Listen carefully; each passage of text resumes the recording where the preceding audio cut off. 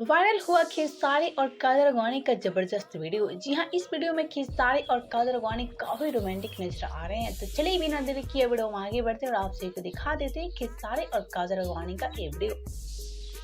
तो जैसा कि हम आपसे बता दें कि आजकल खेसारी और कादर अडवाणी का एक जबरदस्त वीडियो वायरल हो रहा है, जिसे फैंस काफी ज्यादा प्यार दे रहे हैं। जी हाँ, इस वीडियो को फैंस काफी ज्यादा प्यार भी दे रहे हैं और ऐसे में इस सब को लेकर के एक बार फिर से खेसारी और कादर की जोड़ी नंबर 1 जोड़ी बन चुकी है।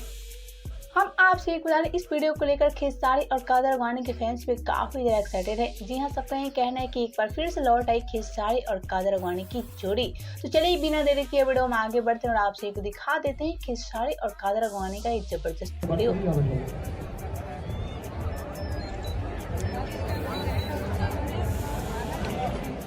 सो चले रही हम वैसन भाई हो मेरा रूप आ गई नी।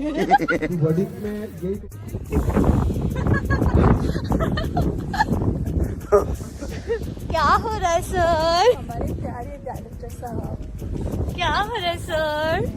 वो क्या बोलते हैं, बेटी और पापा का